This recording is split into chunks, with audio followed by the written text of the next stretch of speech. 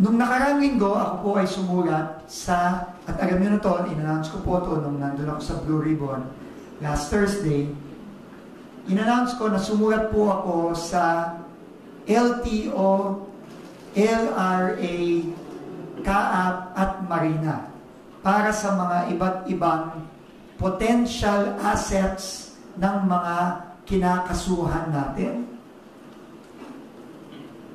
At sumagot na po ang LTO at CAAP. No, yung pong Marina at LRA, hinihintay ko pa po for sea and maritime assets as well as real property assets. Pero sumagot na po ang LTO at ang CAAP. So, uunahin ko ang LTO. Base dun sa 26 individuals na finailan natin ang kaso sa Ombudsman, meron na pong sagot ang LTO at hindi ko na po ilalagay yung mga detalye ng mga sasakyan. Ito total ko na lang. But out of the 26 individuals, and these are the individuals here with their registered, no? At least yung nakapangalan sa kanila sa LTO, pero hindi pa natin alam, baka naman meron dito, meron silang mga kaibigan o kapamilya, pinapahanap na rin po natin. So this is just an initial list from the LTO, a total of 474 million pesos or close to 500 million pesos in vehicles registered under these names. At hindi tayo nagtataka, ang karamihan dito, ang malaki dito, ay sa mga Diskaya. No? Kay Sara Diskaya pa lang, 218 million na out of the 474. So we will submit these today to the AMLC, to the Anti-Money Laundering Council. May sulat na po ako kay Attorney Matthew David na ilalagay lahat itong mga sasakyan na to.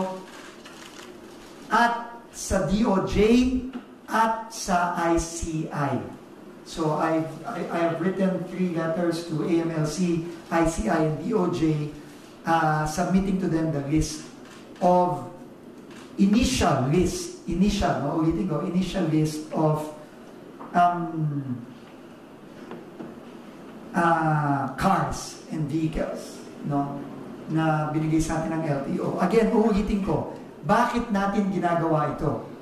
Dahil po ang direktiba ng Pangulo, hindi sapat na makasuhan, hindi sapat na makulong, kailangan ibalik natin ang pera ng ating mga kababayan.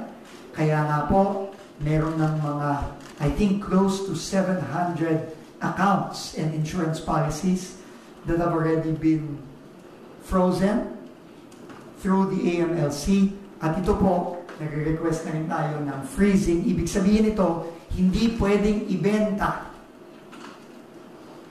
At kung merong mga kababayan tayo na nakikipag-transaction dito at gustong bumili ng mga sasakyan na ito, dito sa mga taong ito, magdalawang isip na po kayo kasi pati po kayo madadamay dito kapag binili nyo itong mga assets na ito, itong mga sasakyan na ito. Kaya po namin publiko ito ngayon para i-warn na rin ang publiko na huwag kayong makikipag-transaksyon sa mga taong ito kung meron silang mga pilit na ibinibenta. Huwag nyo pong bibilin yung mga asset na yan kasi yan po ay malamang mafi-freeze na rin ng ating mga otoridad sa mga susunod na araw. Kailangan po maibalik ang pera ng ating mga kababayan.